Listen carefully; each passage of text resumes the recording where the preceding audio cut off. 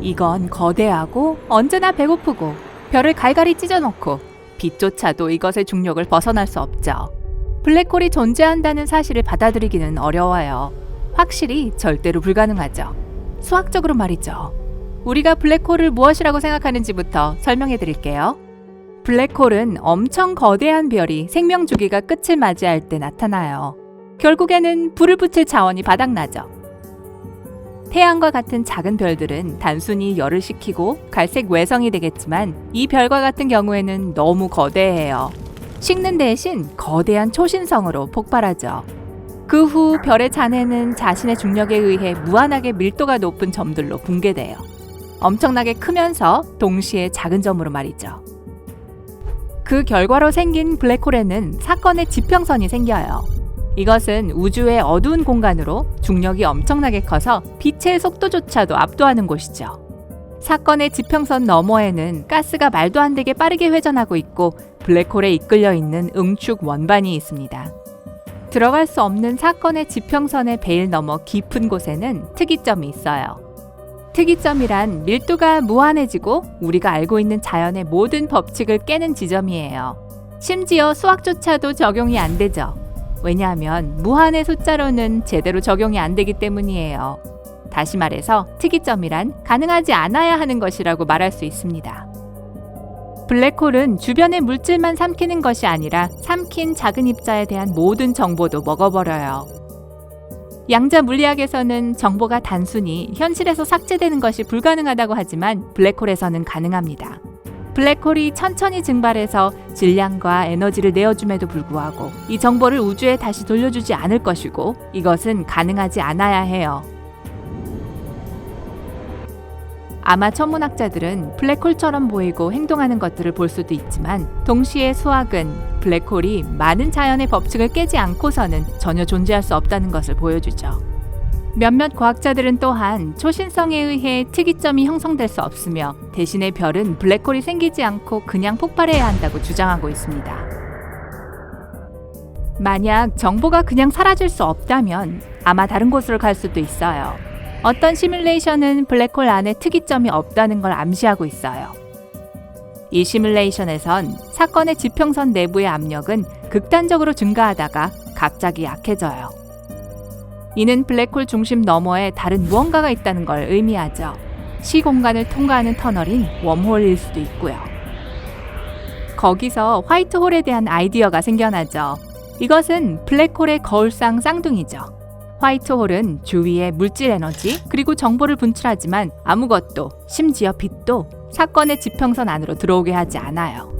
이론적으로는 화이트홀은 존재해야 하지만 실제 우주 어디에서도 찾아볼 수가 없어요. 아마 웜홀의 출구 지점일 수도 있고 우리가 들어가는 지점인 블랙홀만 볼 수 있기 때문에 화이트홀을 못 보는 것일 수도 있어요. 반면에 화이트홀은 닿을 수 없는 다른 공간에 있을 수 있죠. 예를 들어 다른 우주라던가요.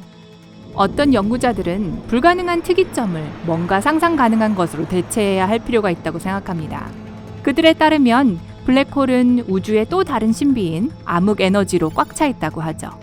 이걸로 두 가지 문제가 한꺼번에 해결될 수 있지만 암흑 에너지에 대해 알려지지 않은 것이 너무 많아서 확실히 말할 수가 없어요. 플랑크의 별이 특이점을 대체할 또 다른 후보일 수 있어요. 이런 별은 무한히 밀도가 높은 점보다 훨씬 구체화되어 있을 거고 블랙홀의 사건 지평선 너머에서 잃어버렸던 모든 정보들을 또한 보유하고 있을 거예요. 시간이 지남에 따라 질량을 잃는 동안 플랑크의 별은 점점 더 커지다가 어느 순간 사건의 지평선 그 자체와 만나게 되어 만들어서 남은 질량 및 정보의 블랙홀을 폭발로 사라지게 할 거예요. 천문학자들이 블랙홀을 뭐라 부르던 간에 블랙홀 없이 우주는 지금과 같지 않을 거예요. 우리가 알고 있는 모든 은하 중심에는 초거대 블랙홀이 있어요. 은하가 막 형성되기 시작했을 때 이 블랙홀들은 오래전에 나타났을 가능성이 있어요. 은하계의 모양을 형성해주고 은하들이 함께 유지할 수 있는 닻의 역할을 했을 겁니다. 그것들이 없다면 은하는 존재하지 않거나 완전히 다를 거예요. 그렇지 않았다면 블랙홀들은 은하가 형성되고 나서 나타나서 거대한 파괴를 야기했을 거예요. 이 경우 새로운 별들이 항상 형성되는 곳에서 블랙홀은 단지 은하 중심에서 삼킬 것이 많았기 때문에 초거대 상태가 되었을 거예요. 만약 거대한 나이 든 별들이 항상 블랙홀이 되는 과정에서 초신성으로 폭발하지 않았다면 희귀한 원소들이 우주에 퍼지지 않았을 거예요.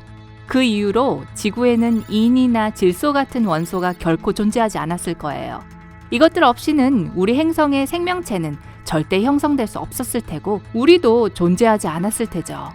몇몇은 블랙홀이 결국 모든 우주를 삼킬 것이라고 믿고 있기 때문에 블랙홀이 진짜가 아닌 게 좋을 수 있어요. 하지만 사실 우주는 너무나도 크다는 거예요. 아무리 가장 큰 블랙홀이라도 먼 별을 끌어당길 만큼 강력하지는 않죠. 주위에 먹을거리가 없는 블랙홀은 전혀 위험하지 않아요. 블랙홀은 또한 천문학자들이 우주의 먼 곳을 관찰할 수 있게 도와주었죠. 이들의 중력장은 빛을 끌어들이고 돋보기와 같은 작용을 해요.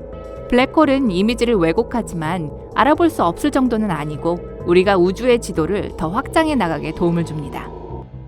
블랙홀의 존재는 다름 아닌 알버트 아인슈타인에 의해 1905년에서 1915년 사이에 개발된 일반 상대성 이론에서 처음 예측되었죠. 이론에 따르면 블랙홀은 존재해야 해요. 하지만 어느 망원경으로도 보기가 어렵죠. 천문학자들은 블랙홀을 직접 찾는 대신에 그 영향을 받는 별과 가스 구름을 탐색하죠. 블랙홀은 중력으로 모든 것을 끌어당겨서 주위의 우주를 불안정하게 만들죠. 때로 천문학자들은 엑스레이를 방출하는 거의 보이지 않는 거대한 물체 주위를 빙빙 도는 별들을 보았는데 그것이 블랙홀이라는 걸 암시했죠. 두 개의 블랙홀이 서로 충돌하면 우주 전체에 중력파라고 불리는 파문을 방출하고 천문학자들은 이것도 감지할 수 있었습니다. 그리고 마침내 2019년에 과학자들은 블랙홀의 사진까지 찍게 되죠. 블랙홀의 존재에 대한 증거가 너무 많아요. 수학은 블랙홀이 불가능하다고 하지만 그건 아마 과학이 아직도 블랙홀에 대해 갖고 있는 오해 때문일 거예요. 불행히도 블랙홀의 내부를 직접 관찰하는 건 불가능해요. 탐사선을 블랙홀에 보낼 방법을 찾아도 블랙홀의 중력에 찌그러질 거예요. 그리고 그게 사건의 지평선을 넘어서더라도 거기로부터 어떠한 정보도 얻지 못할 겁니다. 꽤 복잡하죠? 그쵸? 오늘 새로운 것을 배웠다면 이 영상에 좋아요를 주고 친구와 공유하세요. 여기 여러분이 좋아할 만한 다른 멋진 비디오들이 있습니다. 왼쪽 또는 오른쪽을 선택하고 삶의 밝은 면에 머무르세요.